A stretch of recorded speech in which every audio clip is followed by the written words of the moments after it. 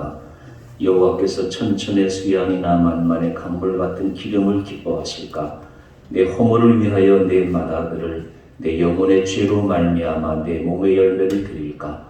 사람아, 주께서 선하는 것이 무엇임을 내게 보이셨나니 여호와께서 내게 구하시는 것은 오직 정의를 행하며 인자를 사랑하며 겸손하게 내 하나님과 함께 행하는 것이 아니냐. 하나님은 영이시니 예배하는 자가 영과 진리로 예배할지니라. 아멘.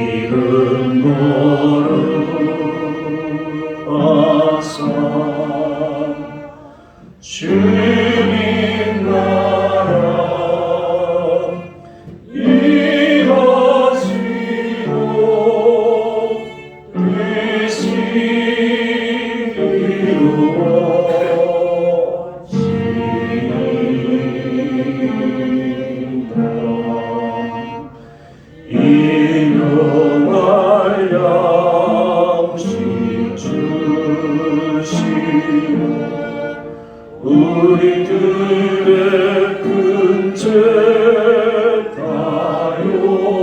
용서하시오. 또 시험에 들게 마시고 악에서 구원하소서. 그에게 주의 나라 주의 권세 주의 영광 영원히.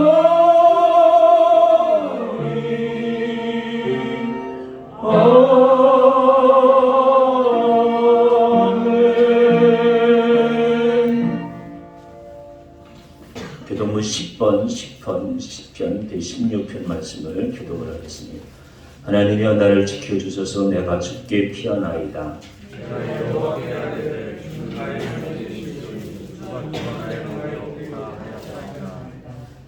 땅에 있는 성도들은 존귀한 자들이니 나의 모든 즐거움이 그들에게 있도다.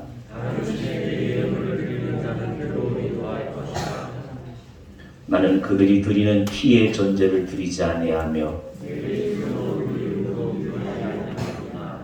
여호와는 나의 산업과 나의 잔의 소득이시니 나의 분깃을 지키시나이다.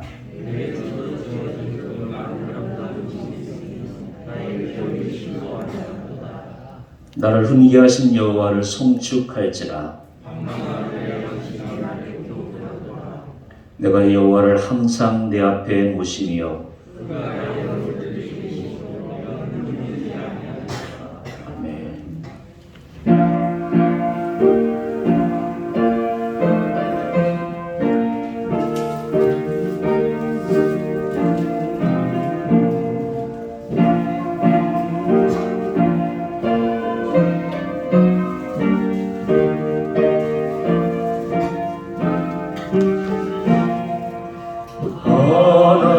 하나님의 크신 사랑 하늘에서 내리사 우리 맘에 항상 계셔 온전하게 하소서. 우리 주는 자비하사 사랑 무한하시니 두려워서 떠는 자를 구원하여 주소서. 걱정 근심 많은 자를 성령 강화하시며 복과 은혜 사랑받아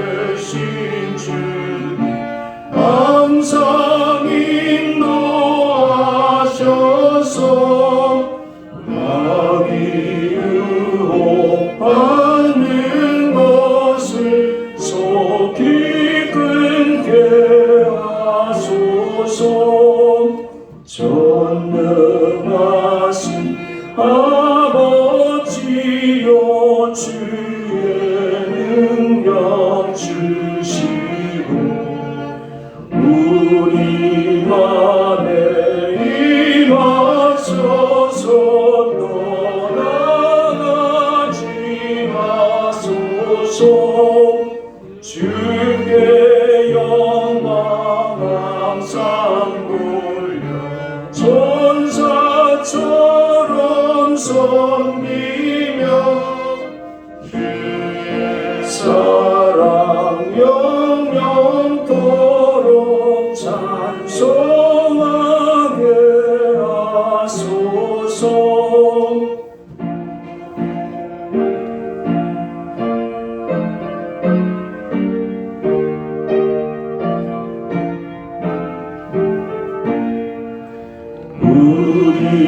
우리들이 거듭나서 이미 없게 하시고 주의 크신 구원받아 온전하게 하소서. 영광에서 영광으로 천국까지 이르러 사랑 감격하여 경배하게 하소서. 아멘.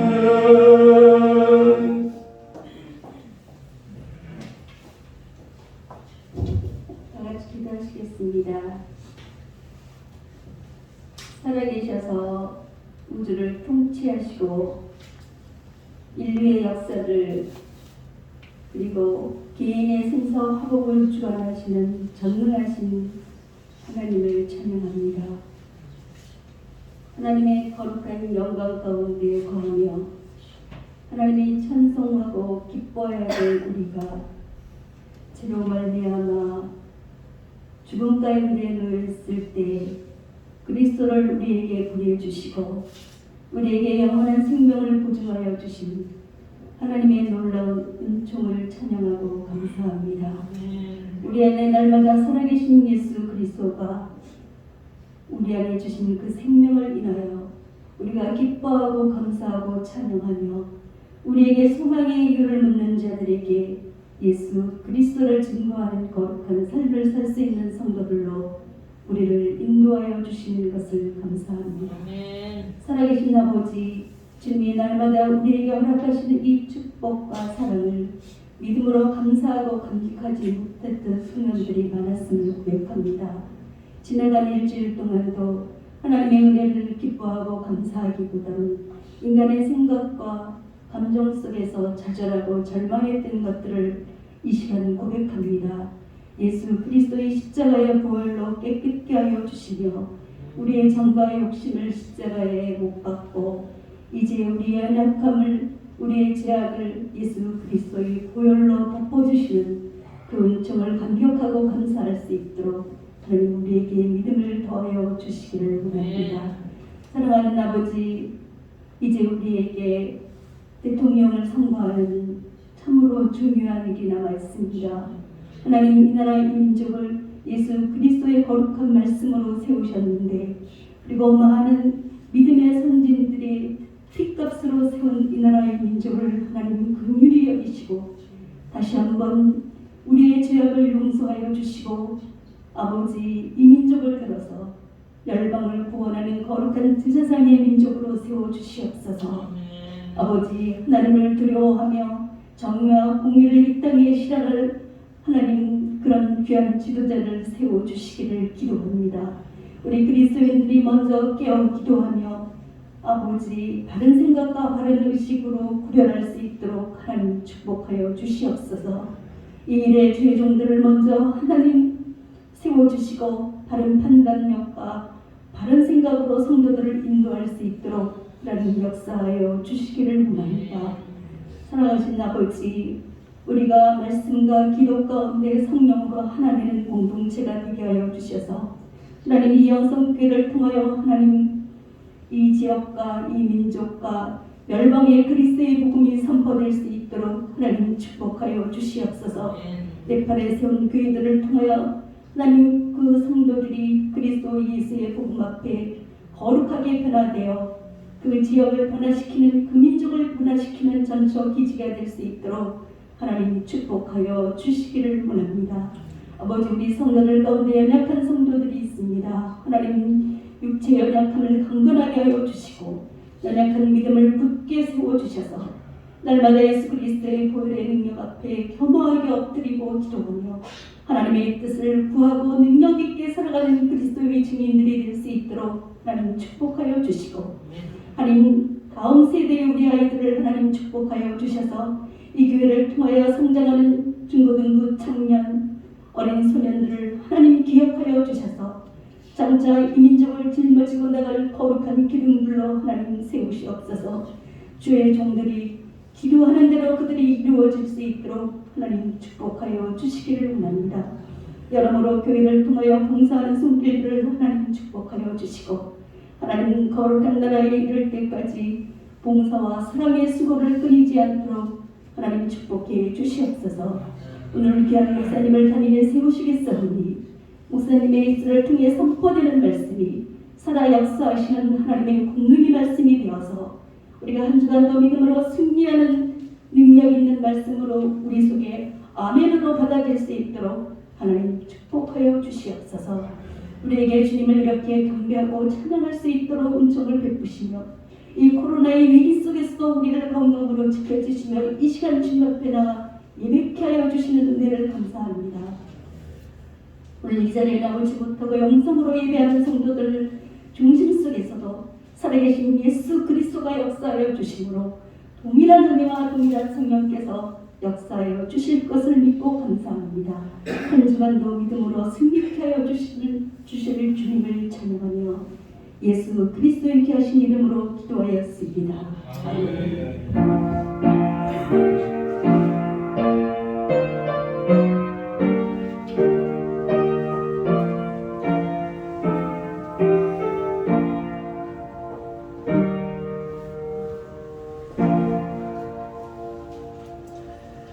오늘 우리 계신 하나님 말씀은 마가복음 10장 46절로 52절 말씀입니다.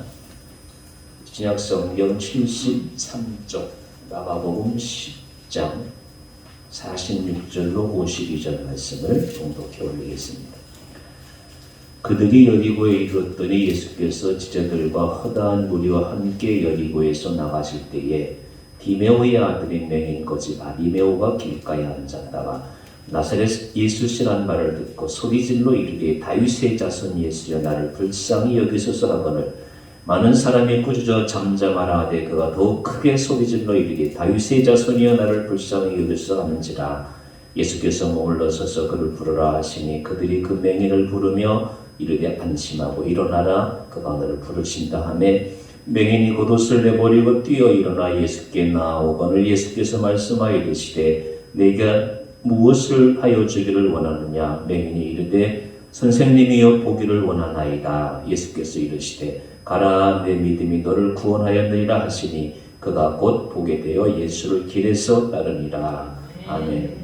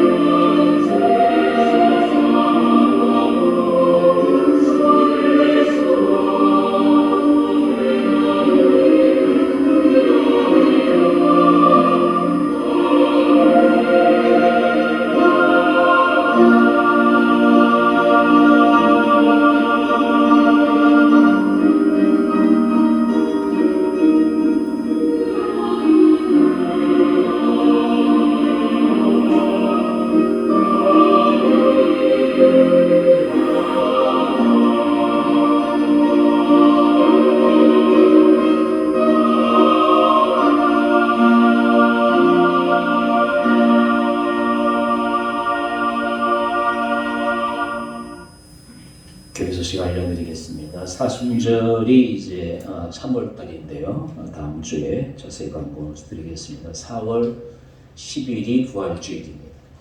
3월 한 달, 4월 초까지 우리가 40일간 기도를 합심해서 작년에 했던 것처럼 아침에 시간이 되신 분들은 아침 6시나 5시, 저녁에 9시에 이렇게 우리 교인들이 40여 명 되는데 한 목소리로 기도하면 반드시 기도의 역사, 능력이 나타날 줄로 믿습니다. 함께 기도하면서 기도의 기쁨을, 기도의 응답을 체험하는 귀한 시간이 될 수 있기를 바랍니다. 정확히는 사순절은 3월 2일부터 4월 10일까지 그렇게 우리 교회력으로 올해는 날짜가 잡혀져 있습니다. 우리 강모희 권사님 태어나셔서 감사해서 떡을 대접하게 되었습니다. 감사합니다. 이제 우리 함께 기도하고 신 목사님 통해서 말씀 듣겠습니다. 날마다 믿음이 커지는 성도들이 되게 해주세요. 이웃에게 신앙의 본을 보이는 성도 되게 해주세요. 하나님을 경외하고 국민을 사랑하는 지도자 되게 해주세요. 여러분, 우리 교회는 교인들 수에 비하면 전국에서 저희 교회만큼 모범적이고 성실하고 좋은 교회라고 여러분 자부심을 가져도 조금도 부족함이 없는 교회입니다. 전 교인이 11조를 하고요. 그리고 제가 기도하는 것 중 하나는 항존직 10명 이상 새벽 기도 나오고 해주세요. 이제 70분 뒤하면 다 이제 세상 일은 졸업하게 되니까 70 넘어서 저도 이제 10년밖에 안 남았거든요. 10년 후에도 우리 교회에서 세워진 항존직들은 다 새벽 기도하게 달라요. 전 교인이 11조 하는 교회고, 그리고 이제 세 번째 기도하는 것 중에 하나가 건강하게 100살 이상 되는 교인들이 10명 이상 되게 해주세요. 아멘 안 되세요? 이 좋은 세상에 오래 살아야죠. 건강하게 100살 넘는 교인들이 10명 이상 되게 해주세요. 그분들이 다 새벽 기도할 거란 말이에요. 그럼 그렇게 우리 교회가 좋은 교회예요. 자부심을 갖고 하나님께 당당하게 하나님 저 이런 교인 되게 해주세요. 제가 다니는 교회 이런 교회가 되게 해주세요. 같이 기도하면 요즘은 네트워크 시대잖아요. 네트워크가 신경에 뇌파가 있잖아요. 이렇게 연결하는 것처럼 하나님 기뻐하시고, 이번 사순절에는 함께 기도하는 놀라운 역사가 함께 하시고, 이 제목 보시고 함께 기도하고 말씀 듣겠습니다.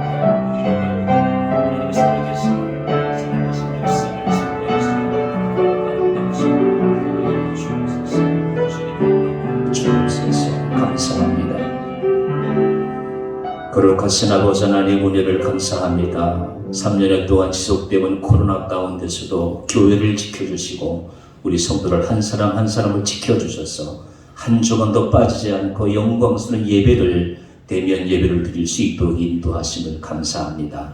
우리 교회가 영광의 위에 복된 교우들 한 사람 한 사람이 건강하고 행복하고 기쁨이 넘치는 예배 드리는 자들로 세워주시오니 감사합니다.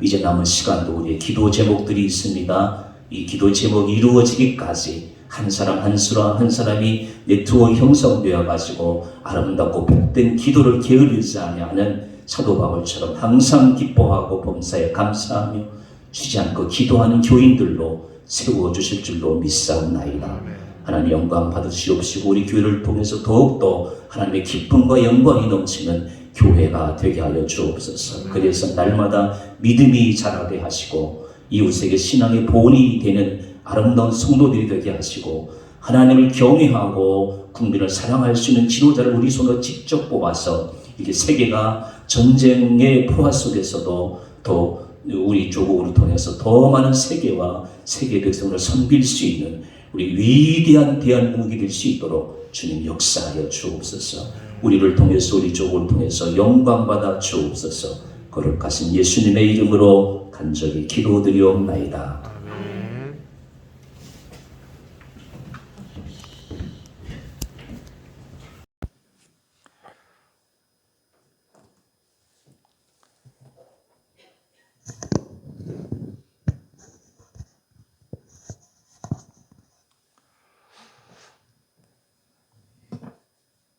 작금의 우크라이나 사태가 사람들의 마음 가운데 많은 놀람을 주고 있습니다. 소련이라고 하는 그런 세계 제2의 강대국이 지금 그 전쟁을 일으켜서 많은 사람들이 죽음을 당하고 원치 않는 그런 일 가운데 전쟁에 휘말려서 고통 가운데 있습니다. 우리가 그런 나라를 위해서도 함께 기도해야 될 줄로 믿습니다. 저는 오늘 여러분과 함께 운명을 바꾼 믿음, 이런 약간 좀 이상한 그 제목으로 하나님의 말씀을 나누려고 합니다.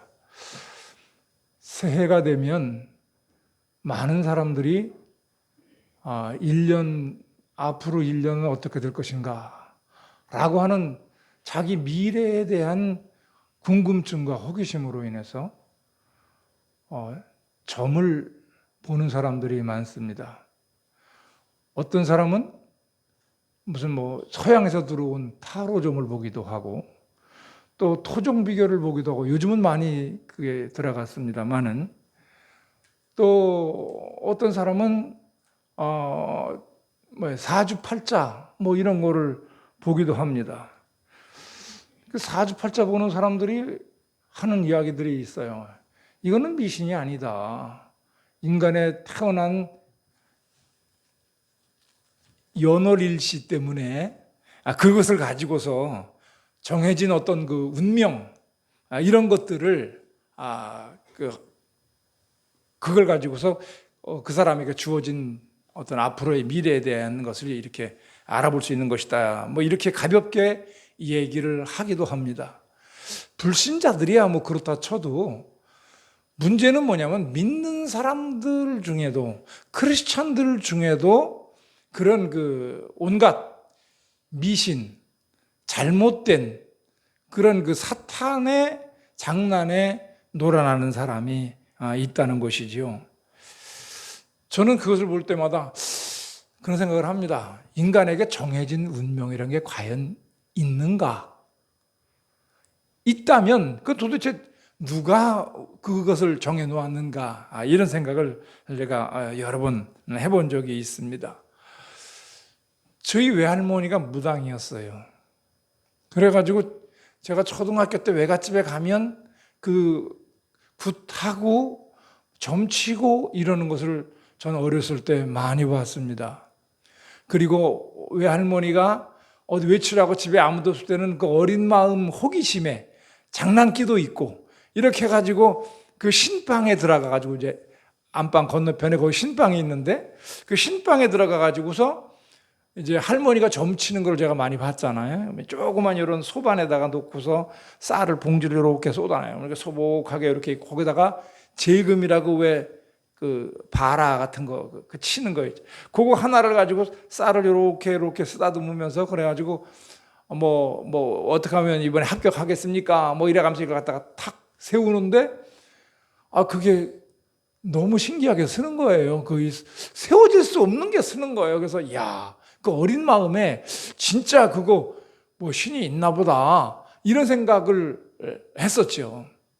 그랬는데 아무도 없을 때 제가 궁금해가지고 제가 들어가서 그대로 할머니가 하는 대로 그걸 쏟아놓고 그 재금을 가지고 쌀을 이렇게 쓸다가 한쪽 그 귀퉁이에다가 쌀이 이렇게 이제 그 상이면 이렇게 있으면 요 귀퉁이에다가 이걸 갖다가 탁 세우면서 뭐라고 전 이제 그때 무슨 특별히 바라는 것도 없어요. 그냥 세워지나 본다고 딱 하고 세웠는데 섰게요, 안 섰게요?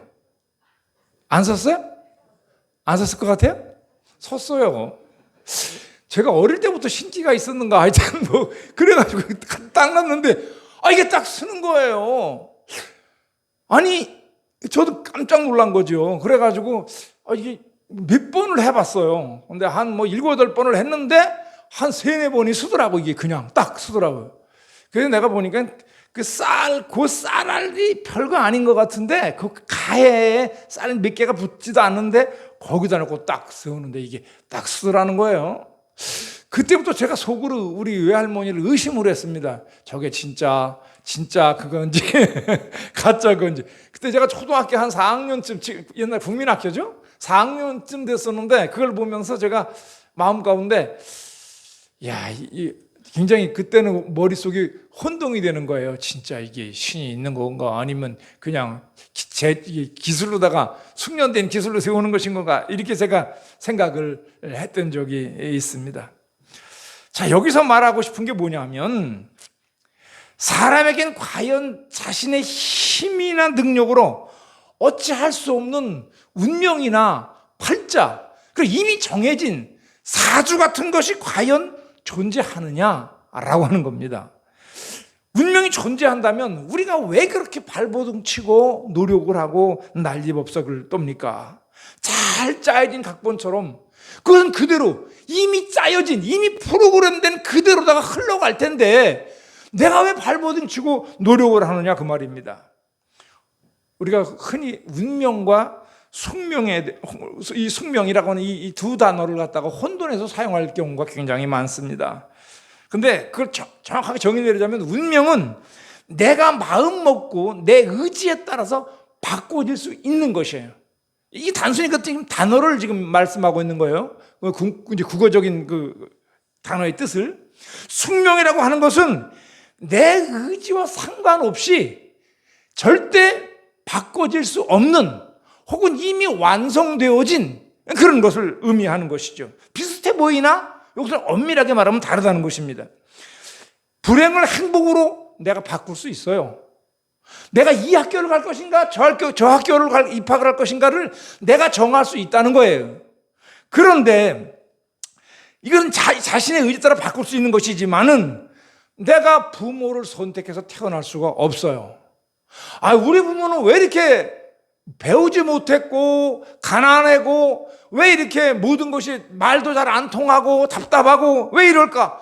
나는 좀 돈 많은 집에서 좀 많이 배운 부모 밑에 그렇게 난 태어나고 싶은데 이건 자기가 선택할 수 있는 문제가 아니라는 것이죠. 자기의 의지와는 상관없다는 것입니다. 이런 것을 가지고 우리가 내가 선택할 수 없는 이런 것을 우리가 숙명이라고 말을 합니다. 좀 오래전의 얘기입니다만은 제가 성경을 한참 읽고 묵상하고 막 거기에 굉장히 몰입했을 때의 얘기예요.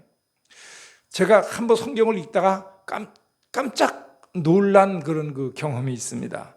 그것은 뭐냐면 인간에겐 창세 전부터 지어진 운명이 존재한다라고 하는 그런 사실 때문입니다. 그리고 이 운명은 사람마다 다른 것이 아니라 모두 사람이라면 똑같은 운명을 가지고 태어난다라는 것을 깨달았어요. 모든 사람에게 동일하게 주어진 이 필연적인 운명, 그것을 제가 좀 설명을 하면은 이것을 보면 사람이 태어나고 그 다음에 고통과 고난 가운데 살다가 그리고 늙어갑니다.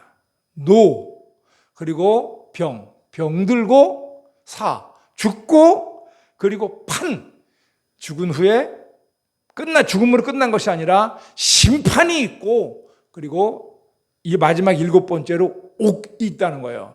지옥으로 간다는 겁니다. 자, 여러분, 이게 우리 인간에게 누구나 다 그렇습니다.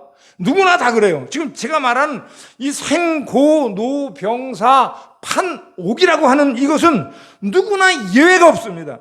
그런데 우리 우주 안에 이 존재하는 모든 인간은 여기서 벗어날 수가 없는데, 왜 제가 이걸 가지고 운명이라고 얘기를 하냐면, 이건 모든 사람들이 똑같이 겪는 과정이에요.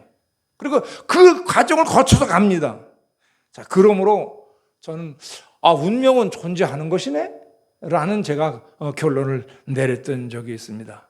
그런데 성경을 읽다 보니까 성경도 제가 지금 말씀드린 이 내용을 지지하고 있는, 뒷받침하고 있는 성경 본문이 있더라는 거예요.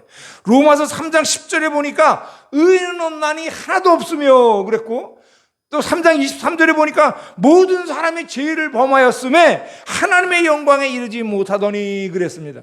또 우리를 본질상 하나님의 자녀라고 에베소서는 말씀해주고 있어요. 이 말은 뭐냐? 인간이 모두가 다 죄인이고 그 죄값으로 영원히 불타는 그런 지옥으로 가게 될 멸망이 이미 예정되어진, 운명되어진 그런 존재라는 사실입니다. 다시 말하면 문제투성이의 인생을 살다가 그 안에서 몸부림치며 살다가 결국은 마지막에 지옥에 던져져서 지옥의 불쏘시개가 될 그런 운명을 타고 났다는 것입니다. 이런 운명은 빈부귀천, 남녀노소, 또 백인, 황인, 흑인 이런 구분이 전혀 없이 사람이라면 누구나 다 그렇게 된다는 사실입니다.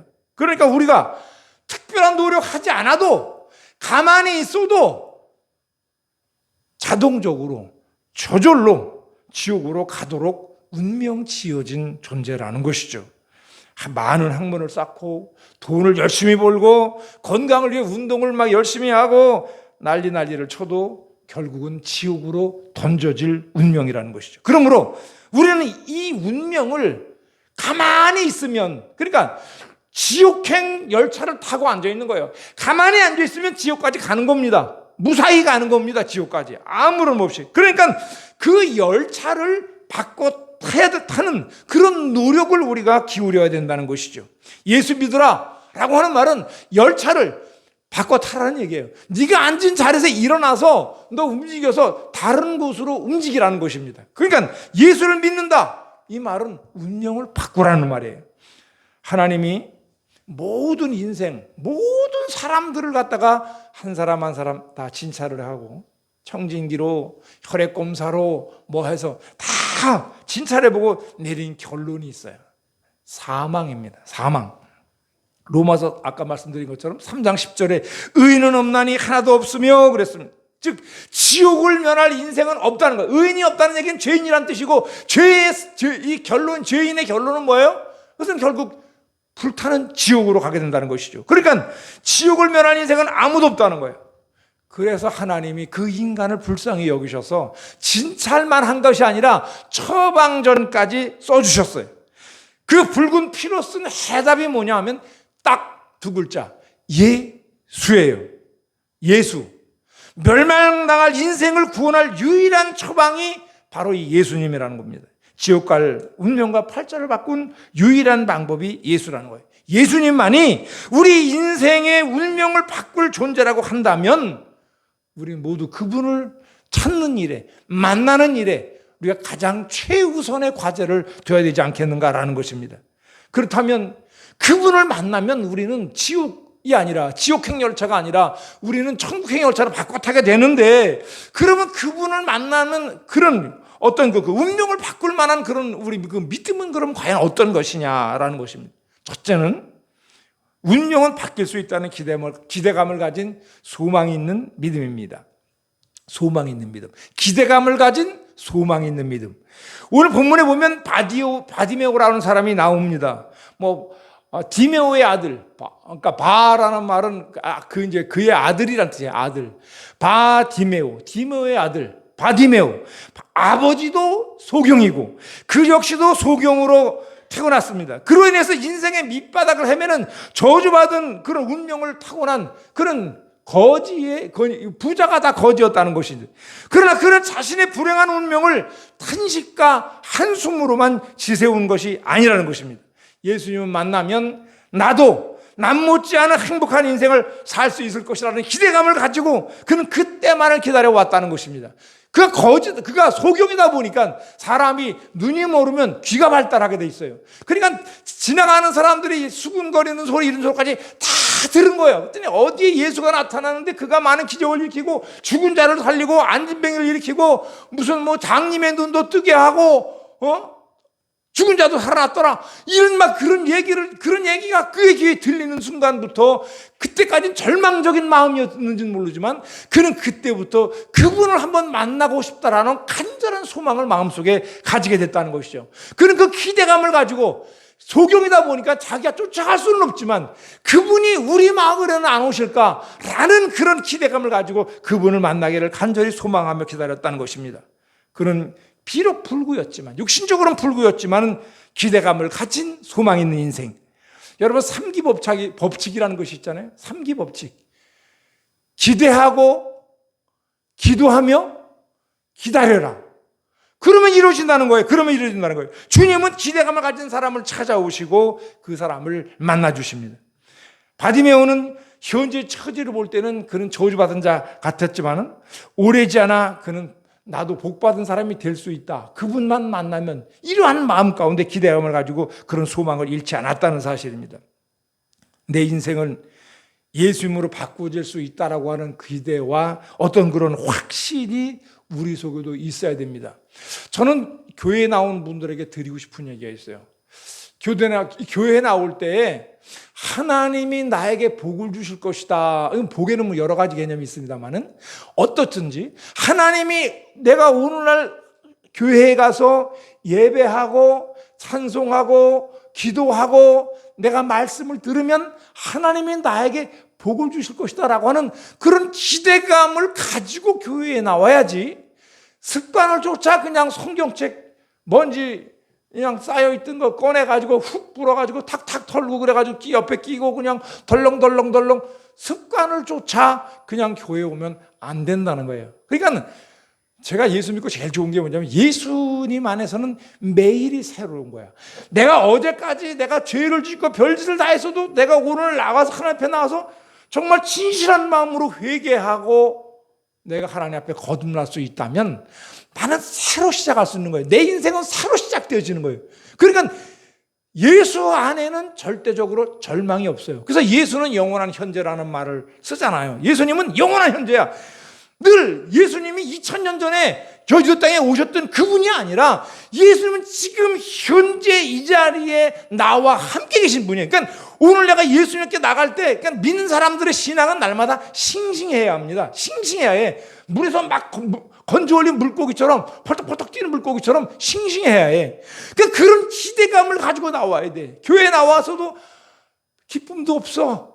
별 기대도 없어. 그냥 멍한 얼굴로 와가지고 넉바지 얼굴 앉아가지고 있다가 목사님은 막 그냥 침을 튀겨가면서 열심히 설교하는데 내 생각은 온 우주를 돌아다니고 앉아있고 사방에다 돌아다니고 앉아있고 지난주에 내가 우리 가게 수입이 안 올라서 어떡하나 이래가면서 돈이나 쉬고 앉아있고 이렇게 한다면 여러분 그 예배가 무슨 예배가 되겠냐 그 말이에요. 그러니까 오늘 예배를 이렇게 드리면 그러니까 믿는 사람들에게서 최고의 중요한 것은 뭐냐면 예배인데 그 예배에 와서는 전심을 다해야 돼. 그 예배에 몰입해야 돼. 몰두해야 돼. 하나님을 갈망해야 해. 이런 것이 내 마음속에 있을 때 그 예배는 싱싱한 예배가 될 수 있는 거예요.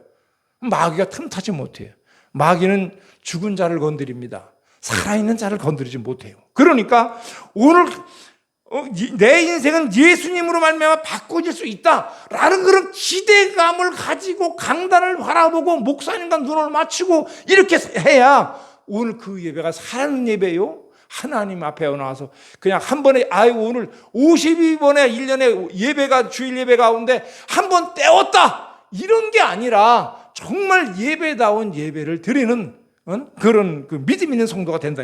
이런 그런 기대감을 가지고 소망 있는 믿음을 가지고 나올 때 하나님은 그 사람의 기도를 응답하시고 그 사람의 영혼에 복을 부어주신다 그 말입니다. 창세기 50장 20절에 보게 되면 하나님은 바꾸어주시는 하나님이라고 요셉이 고백하고 있어요. 바꾸어주시는 하나님.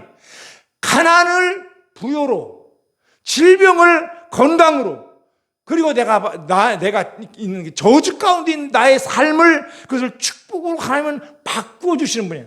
바꾸어주시는 하나님, 회복시키는 하나님, 이런 기대를 가지고 여러분 하나님 앞에 나오시게 되시길 주의 이름으로 축원합니다. 그러면 운명 바꿀 수 있어요. 여러분의 팔자가 잘못됐다 하더라도 바꿀 수 있어요. 제가 시간이 많이 갈 것 같아서 제 간증을 안 하려고 그랬는데 제가 예수를 믿게 된 그 간증을 아주 짧게지만 한번 좀 해야 될 것 같아요. 제가 군대를 갔다 오고 전 그때까지는 완전한 불신자였고 아주 예수를 그야말로 절대적으로 반대하는 사람이었어요. 우리 외할머니가 무당이어서가 아니에요. 저는 제 생각에 어려서부터 불교에 대해서 굉장히 중학교 때부터 관심이 많았어요. 그래서 불교 서적을 굉장히 많이 읽고 또 그랬어요.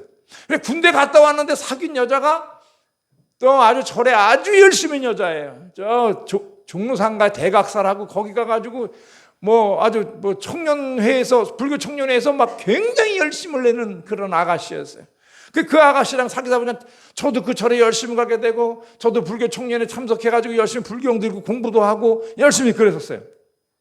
그랬는데 하여튼 제가 결혼을 이제 나중에 우리 지금 아내하고 제가 결혼을 하게 됐잖아요. 근데 우리 아내는 교회를 다니네. 그때만 해도 나이롱 신자인데 하여튼 교회를 다니는 거예요. 그러다 보니까 이제 저도 끌려서 또 참 줏대가 없는 거지. 또 절에 갔다 교회 갔다 하는 거 보니까. 그래서 저도 이제 교회를 가게 됐어요. 교회를 갔는데 다니는 가운데요. 굉장히 제가 큰 그 은혜를 받았습니다. 그런데 그때 그 교회를 간 것도 처음에는 교회를 안 나갔어요. 그런데 제가 예비군 훈련, 이제 군대를 제대하고 그때 전투예비군인데 전투예비군인데도 2박 3일 동안 동원을 돼서 갔었어요. 그래 동원돼서 갔는데 이제 하루 일과 끝나고 나면 예비군들이니까 누가 뭐라는 사람 있어요? 그러니까 막 저녁 6시부터는 그냥 또 그 다음날 아침 6시까지는 그냥 아주 노는 거죠. 근데 다들 책 하나씩 그쪽에 이렇게 도서관처럼 한쪽에 이제 내무반 쪽에 책이 있는데 빼가지고 읽더라고. 다들 책을 가지고 있는데 내가 가서 보니까 볼만한 책은 이미 다 빼갖고 볼만한 책이 없는 거예요, 거기에. 그래가지고 거기 그 중에서 제가 볼 게 없으니까 이리저리 뒤적뒤적 하다가 거기 그냥 손에 잡히는 책을 아무거나 하나 꺼내가지고 왔어. 그리고서 배를 깔고 내문 바닥에 배를 깔고 엎드려가지고 이제 책을 이렇게 보는데 그게 뭐냐면 소위 말하면 여의도 순복음교에서 그때 발행하던 신앙계라는 그런 그 잡지입니다. 지금도 나오는지는 전 잘 모르겠네요. 신앙계 안에 어떤 분이 자기 운명을 바꾼 이야기를 거기 써놨더라고. 자기가 무당이었는데 내가 지금도 그러면 나는 알아주는 무당이다.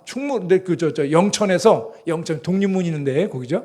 영천에서 내가 알아주는 점쟁이고 무당이었다. 이래가면서 자기가 이제 제가 그 얘기까지 다 했으면 좋겠는데 그건 이제 생략을 하고 그 얘기를 제가 그걸 본 거예요. 근데 그 다음 간증이 이제 거기서 내가 읽을 수 있는 건 나 재미가 없으니까 이야기 체르된 것만 찾았는데 또 다른 간증이 거기서 또 어떤 사람이 나도 전에는 이렇게 예수님을 반대하고 그랬는데 내가 이렇게 예수를 믿게 됐다라고 하는 그런 간증을 거기다가 하고 있는 거예요. 제가 그거를 보면서 제가 깜짝 놀란 거죠. 그러면서 제 마음 가운데 그런 생각이 들은 거예요. 그럼 나도 교회를 진심으로 나가면 나도 내 운명을 바꿀 수 있게 되지 않을까? 이런 생각을 하게 된 거예요.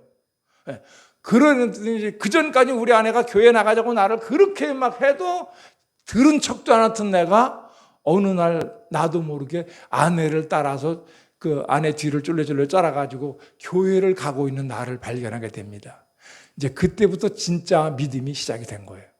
교회 나가는데 저는 나간 날부터 굉장히 열심히 했어요. 굉장히 성실하게 하고 성경을 읽어도 무슨 말인지 모르겠는데 자우지가 성경을 많이 읽다가 의문나는 걸 자꾸 여러 사람에게 저는 그때 되면 집사쯤 되면 성경에 달통한 줄 알았어요. 교회 처음 나간 저는 집사들이 성경을 다 잘 알고 많이 읽어서 아주 환한 줄 알았어요. 그래가지고 까다로운 질문을 자꾸 묻는 거예요. 그것도 창세기에 아주 목사님들도 대답하기 곤란한 그런 질문들을 자꾸 하는 거예요, 제가. 그분들이 나만 보면 막 골머리를 앓을 정도로다가, 그하고 구역장한테 밀고, 구역장은 또 그거는 저 조장님이 알지, 나는 잘 모르. 조장한테 밀고, 또 조장한테 물으니까 그 전도사님한테 물어보라고, 전도사한테 물어보니까 또 우리 목사님한테 물어보라고.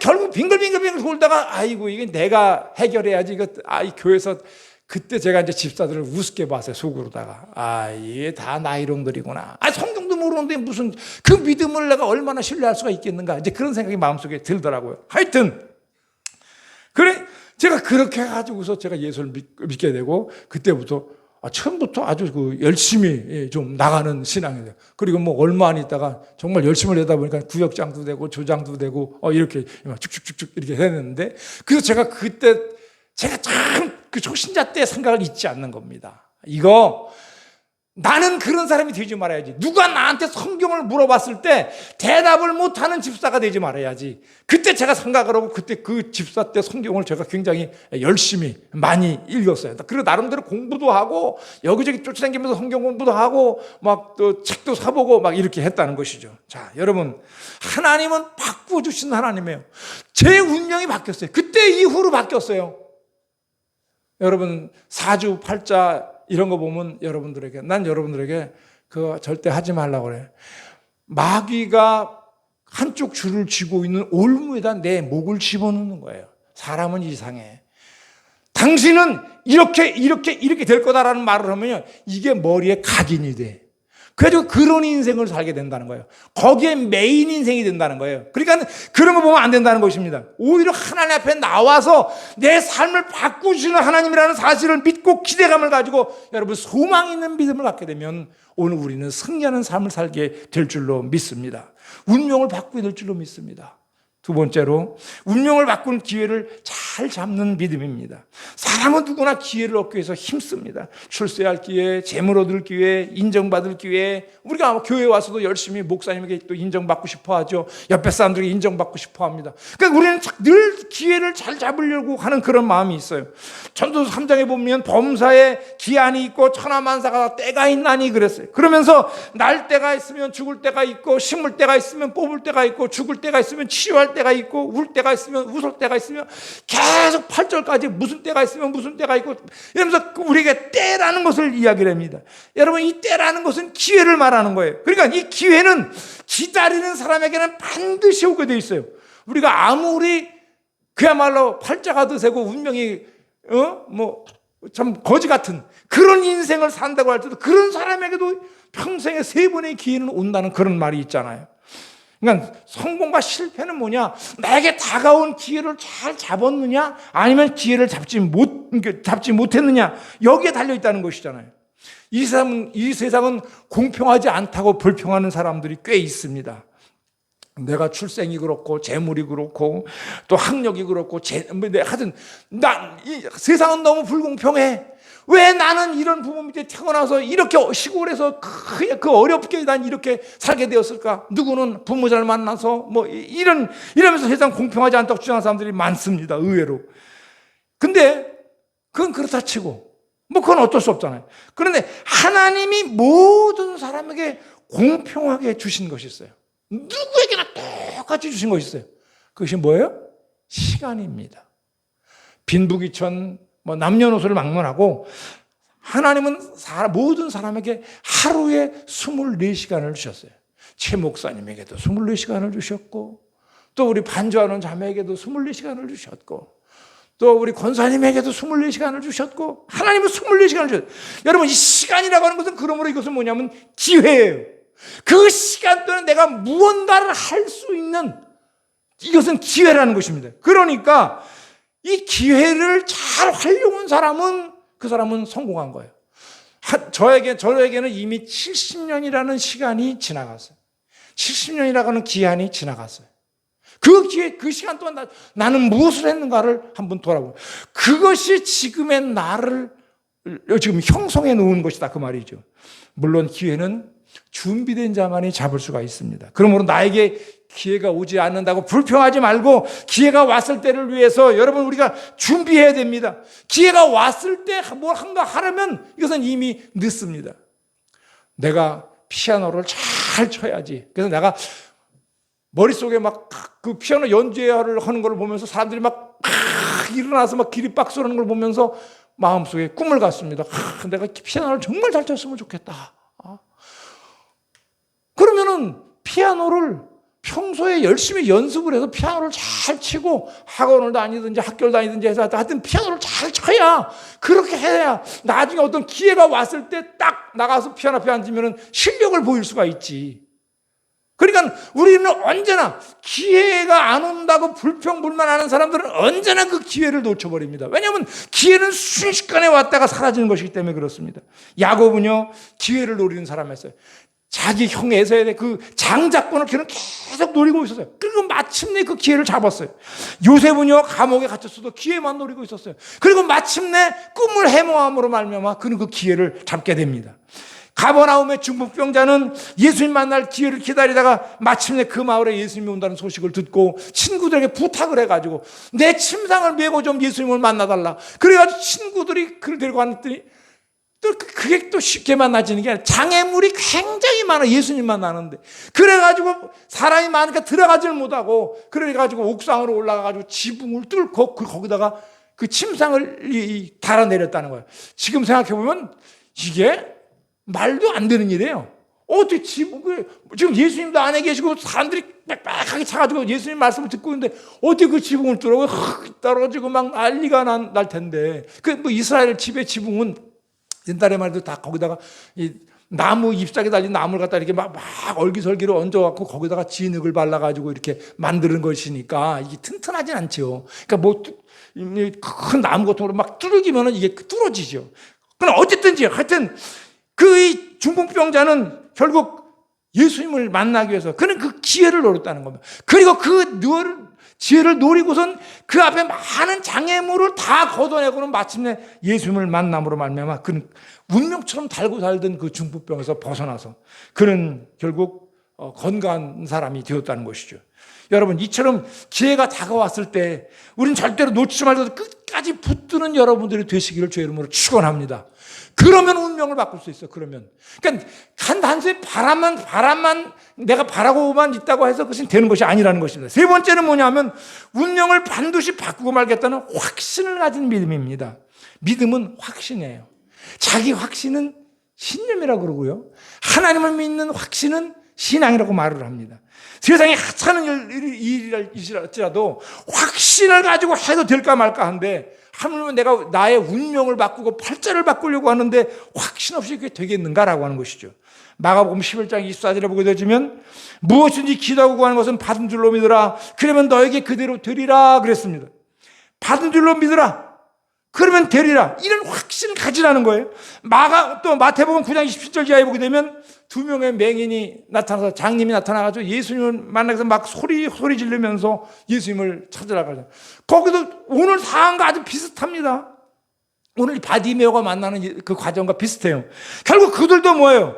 자기 눈을 뜨게 하실 주님의 권능을 그는 확신했다는 거예요. 그렇게 그는 다른 사람들이 시끄럽다, 조용히 해라 이렇게 해도 그는 거기에 전혀 구애받지 않고 고함을 더 질러가지고 결국 예수님을 만나게 됐다는 거 사실이죠. 예레미야 33장 3절에 보면 너는 내게 부르짖으라. 내가 알지 못하는 크고 빈밀한 일을 보여주리라. 그러니까 오늘 부르짖으면 응답될 줄 믿는, 확신하는 그런 믿음을 가지고 기도하라는 것입니다. 확신의 크기가 믿음의 어떤 기적의 크기와 분량을 결정합니다. 오늘 내가 어떤 확신, 기도는 다른 거 아니에요. 확신이에요. 성경을 왜 읽어요? 말씀에 대한 확신을 갖기 위한 거예요. 말씀에 대한 이 약속의 말씀을 읽다 보면 그게 확신이 돼. 그 확신을 가지고 내가 기도할 때 어느 정도의 분량의 확신을 가지고 그 기도를 하는가에 따라서 그 응답의 그것이 전혀 달라질 수 있다는 사실입니다. 마태복음 9장 20절에서 22절에 보게 되면 12해 동안이나 혈증으로 앓던 그 여자가 예수님의 뒤로 와서 그 겉옷가를 만지니 이는 제 마음에 그 겉옷만 만져도 구원을 받겠다 하는 그런 확신이 있었다는 것이죠. 여러분, 주님은 가만히 보세요. 기적을 일으킨 사건마다 주님이 계속해서 하시는 말씀이 있어요. 오늘 본문에도 보면 마지막에 그렇고요. 내 믿음이 너를 구원하였다. 내 믿음이 너를 구원하였다. 그러니까 작은 믿음 가지면 작은 일밖에 이루지 못해. 큰 믿음 가져야 큰 역사를 일으킬 수가 있다는 사실입니다. 다윗은 블레셋의 골리앗을 이기고 승리하려는 그런 확신을 가졌어요. 전쟁에 자원했을 때 형제들도 사울 왕도 만류했지만은 다윗은 반드시 승리할 것이다 라고는 확신을 가지고 그는 담대하게 나아갔다는 사실입니다. 비록 덩치도 작고 어렸지만은 하나님을 확신하는 믿음이 그의 운명을 바꾸어 놓았다는 것이에요.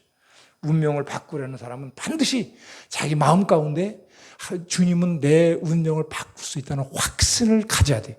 이 확신하는 믿음이 있어야 그 사람의 운명과 팔자가 바뀐다는 거예요. 네 번째로 고난 속에서도 후퇴를 모르는 전진하는 믿음입니다. 확신을 가진 자만이 전진해요. 확신이 없는 자는 그냥 뒤로 물러가고 후퇴하거나 그는 그냥 그 자리에 머물러 앉아있게 됩니다. 오늘 바디메오 보세요. 많은 사람이 꾸짖었어도 낙심하지 않았습니다. 할 수 없다는 생각을 그는 품지 않았어요. 오히려 더욱 크게 소리 질렀다 그랬습니다. 여러분, 자기의 겉옷을 버리고 그리고 마침내 예수님을 쫓게 된 자를. 그러니까 겉옷을 벗었다는 얘기는 저는 확실하게 그 사실이 정말 옛날에 그랬는지는 모르겠는데 많은 목사님들이 그런 얘기를 하더라고요. 그 당시에는 거짓은 마치 오늘날 뭐처럼 이게 국가에서 인정한 면허증이라는 거예요. 거짓 생활을 할 수 있는 면허증이었다는 거예요. 그 겉옷이 국가에서 준 지급한 옷이라는 것이죠. 그러니까 그 옷을 벗었다는 얘기는 이제는 나는 이 옷이 거짓 생활이 필요 없다는 사실을 의미하는 거래. 그걸 벗어서 냅다 집어던지고 예수님을 쫓아갔단 말이죠. 성경에는 이 바디메오처럼 후퇴 없는 믿음으로 그 운명을 바꾸는 사람들이 부직이 있습니다. 그러니까 사람들 나오는 것마다 보면 요셉도 그렇고 아브라함도 그렇고 다 그래요. 보면은 가나안 여인의 딸이 그렇게 귀신 들렸는데 그 여인도 보게 되지만 또 그는 후퇴하지 않고 끝까지 예수님과 앞으로 나갔어요. 계속 사람들이 그를 가로막고 방해했지만 앞으로 나갔어요.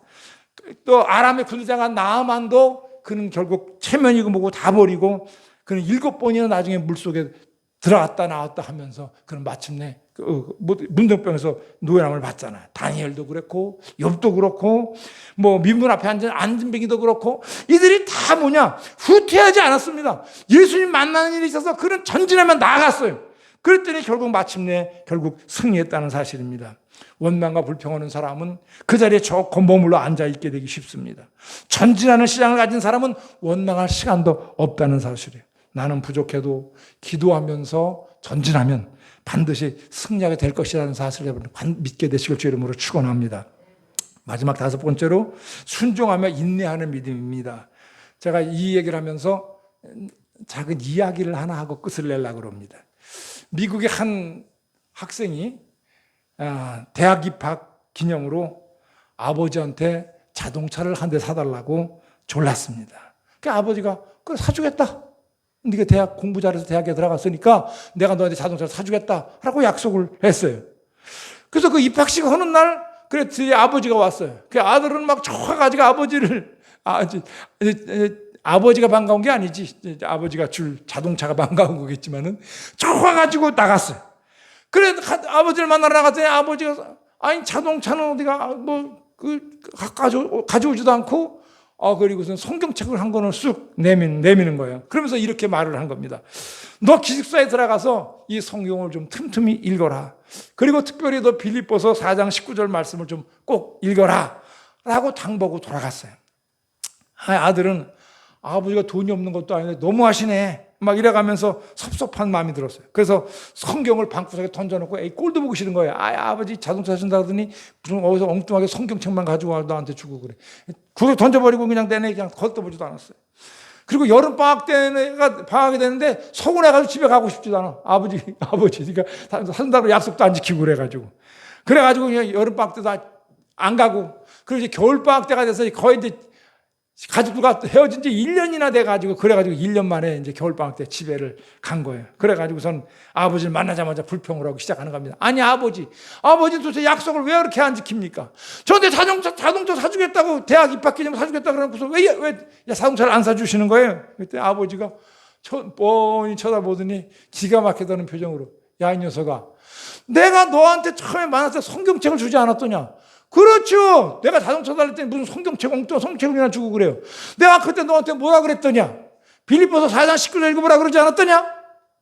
이 아들이 뭔가 그 순간에 뭔가 머리에 팍 오는 게 있어요.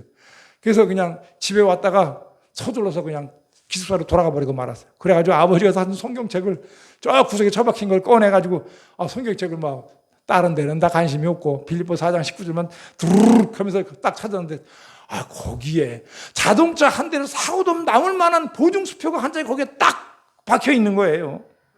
그러니까는 여러분, 이 아버지는 이미 아들이 자동차를 사달라고 구했을 때 이미 죽었어요. 근데 아들이 아버지 말씀에 순종하지 않으므로 1년 동안 자동차 없이 털털거리면서 지냈다는 사실입니다. 우리들도 하나님 아버지 뜻대로 살지 않으면서 하나님이 응답하시지 않는다, 왜 나에겐 주시지 않는가, 이렇게 우리가 원망과 불평만 해서는 안 된다는 사실에 자신을 한번 돌아보세요. 내 삶 가운데 내가 하나님이 말씀하신, 나한테 요구하신 그런 내가 그 얘기에 대해서는 내가 순종하지 않고 나 혼자 괜히 원망과 불평만 하고 있는 것은 아닌가. 하나님은요, 프로그래머입니다. 프로그래머. 그러니까 인생이란 프로그램을 짜셨는데 그 소프트웨어의 운영자는 우리 각자 자신입니다. 하나님은 그 소프트웨어의 결과까지 프로그램 해놓은 것이 아니라는 말이에요. 그것을 운영해서 결과는 우리가 만들어내야 한다는 사실이에요. 믿음으로 살면 운명도 팔자도 바뀐다는 것입니다. 어떻게? 가장 좋은 명품 인생으로. 여러분 모두가 저는 가장 아름답고 반짝이는 명품 인생이 되시기를 간절히 축원드리겠습니다. 자, 여러분과 함께 잠시 찬송가를, 시간이 조금 됐는데 복음성가를 하나를 좀 불러보기 원합니다. 여러분 주보에 있어요. 주보 안에 예수님 품으로 1절은 제가 부를게요. 저 혼자 독창. 2절은 우리 같이 부릅시다. 그리고 3절은 여러분들 집에 가서 오늘 마저 부르세요.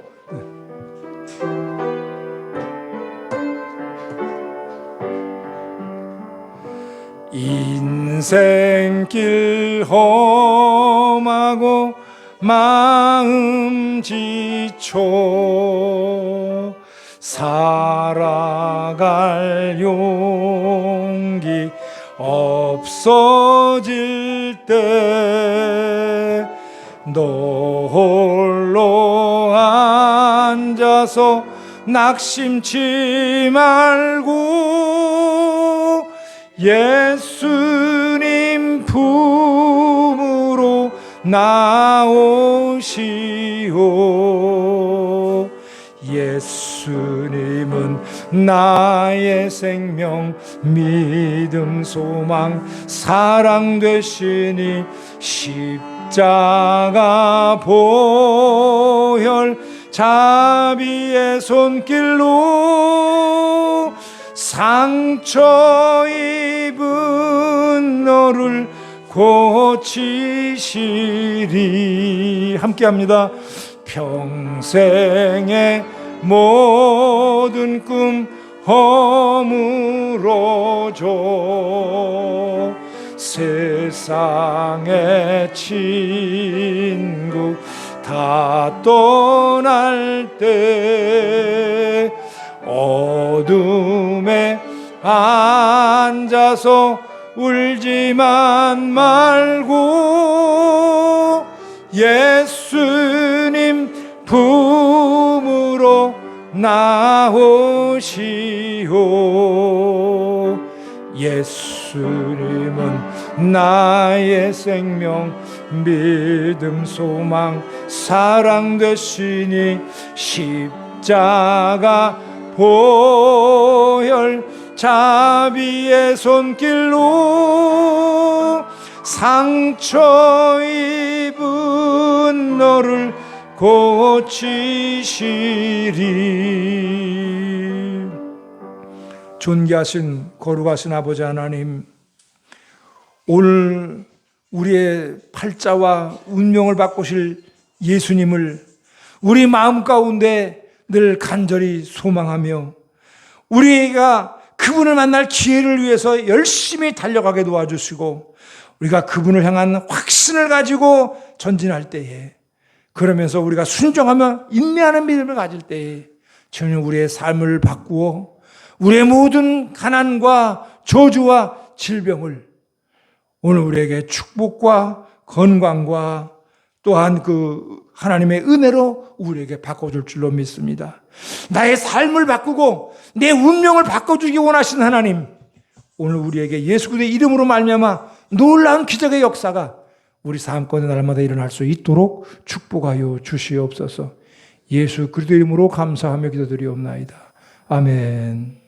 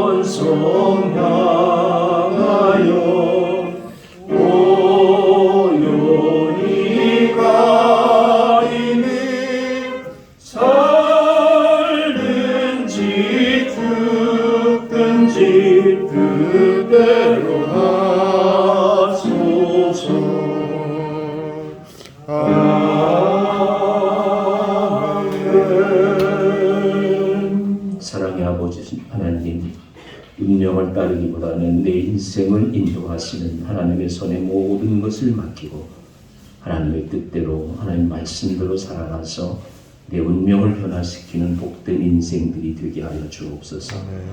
우리 강복인 권사님 강건케 해주셔서 감사합니다. 남은 시간도 복된 인생이 되게 하시고 자녀들이 다 하나님의 복을 누리는 복된 가정이 되게 하여 주옵소서. 우리 최충수 집사님 건강에 이제 어려움이 많이 있사옵는데 강건케 하시고 남은 시간 주를 위해서 충성하는 주의 종으로 삼아 주옵소서. 설수기 권사님 코로나로 인해 가지고 오랫동안 고생하셨는데 회복해 주셔서 감사합니다. 이제 더욱더 건강하게 하시고 하나님 남은 시간 더욱더 주님을 위해서 충성하는 아름답고 복된 인생이 되게 하여 주옵소서.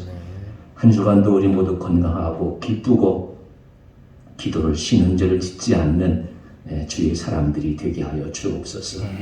기도를 기쁘고 즐겁게 감당하는 주의 종들 되게 하시고 이웃을 내 몸처럼 사랑할 수 있는 건강한 마음들이 넘쳐나게 해 주옵시고 나라와 조국을 위해서 그리고 장차 미래 세계를 위해서 늘 준비하는 복된 사람들 되게 하여 주옵소서.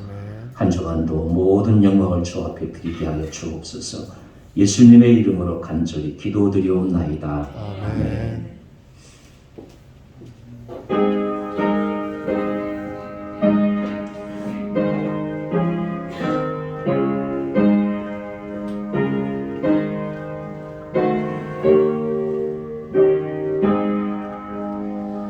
성전을 떠나가기 전 머리를 숙일 때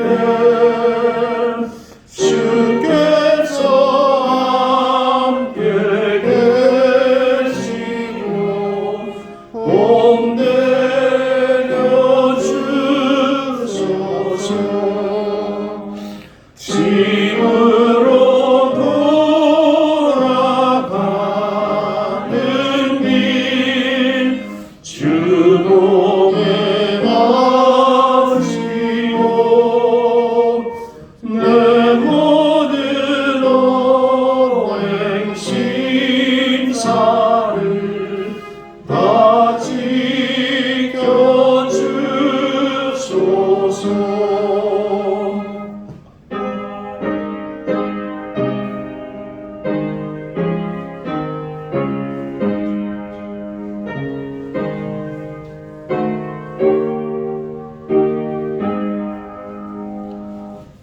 거룩한 날이 다가고 저녁이 되도록 주님 안에 기대사 늘 계시옵소서.